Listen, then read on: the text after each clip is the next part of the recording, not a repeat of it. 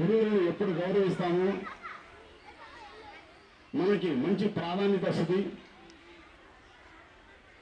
తల్లి తండ్రి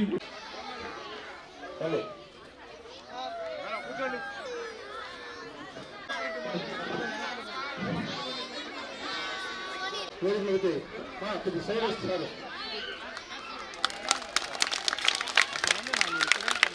అయ్యేదానికి ఈ డివిజన్లో ఈ స్కూల్లోకి వచ్చి కేఎన్ఆర్ స్కూల్లోకి వచ్చి నామినేషన్ వేయడం జరిగింది. అందువల్లే నాకు బాగా ఇష్టంగా ఉంటుంది. ముఖ్యంగా కూడా ఉన్నారు.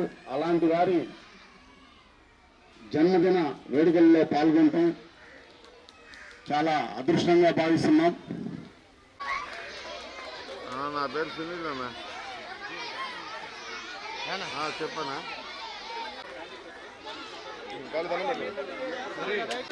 చూడండి. ఓకే వచ్చాయి వచ్చాయి.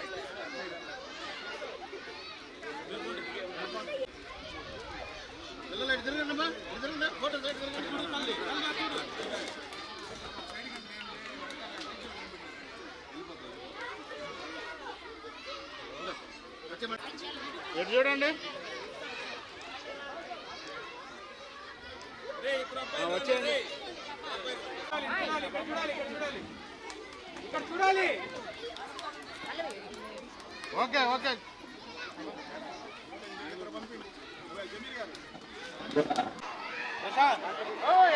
చూడండి.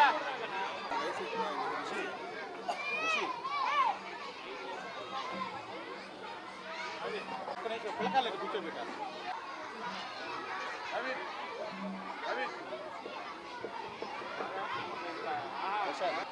గురు బ్రహ్మ గురు విష్ణు గురుదేవో మహేశ్వర గురు సాక్షాత్ పరబ్రహ్మ తస్మై శ్రీ గురువే నమః. మన సాంప్రదాయంలోనే గురువుని పూజించాల్సిన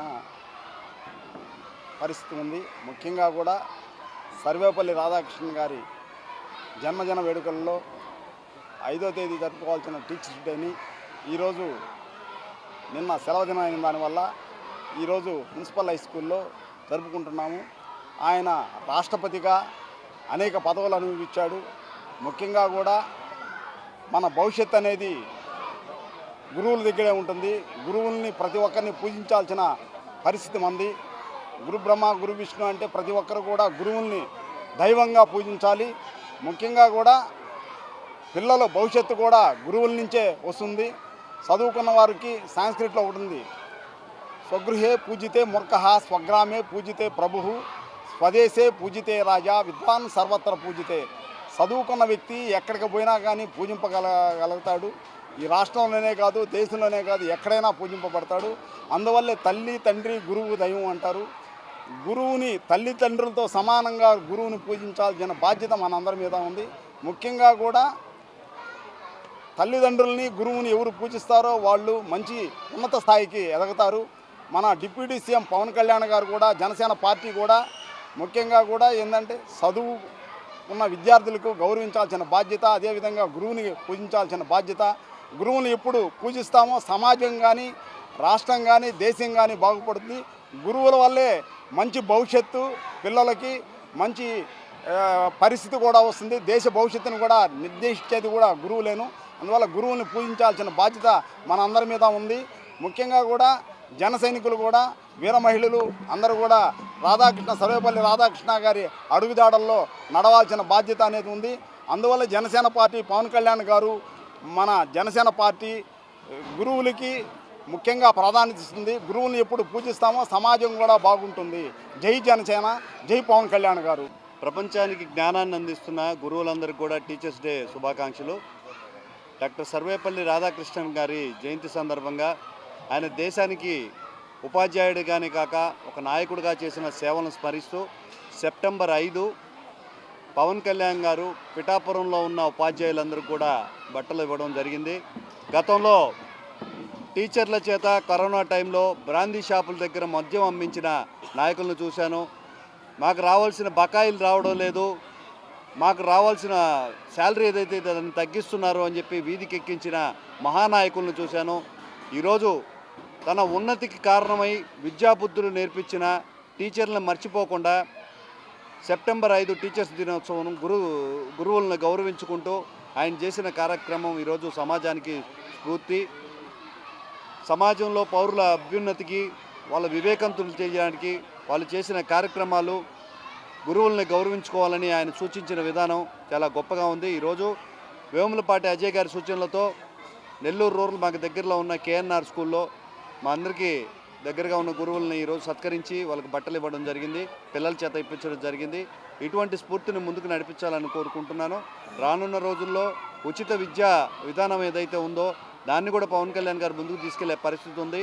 ఈ రోజున ఎన్నికల ముందర ఏదైతే చెప్పాడో 25 లక్షల ఆరోగ్య బీమా ప్రతి కుటుంబానికి కార్డులతో పని లేకుండా అందాలని ఈరోజు శాసనం అవబోతుంది. అదేవిధంగా పేద ప్రజలందరూ కూడా ఉచితంగా వైద్యం అందించే విధంగా కూడా జనసేన పార్టీ పవన్ కళ్యాణ్ గారు ముందుకు తీసుకెళ్లారని తెలియజేస్తూ మరొకసారి టీచర్స్ డే శుభాకాంక్షలు తెలియజేస్తున్నాను. జై జనసేన, జై. నాయకులు ఉంటే విలువలు కలిగిన పరిపాలన ఉంటుంది అని, ఈ విలువలు కలిగిన నాయకుడిని ఫాలో అవుతూ ఆ విలువలతో కూడిన పరిపాలనని కార్యకర్తలు మిగతా నాయకులు కూడా అందిస్తారని ఈ సంఘటనతో ప్రూవ్ చేశారు.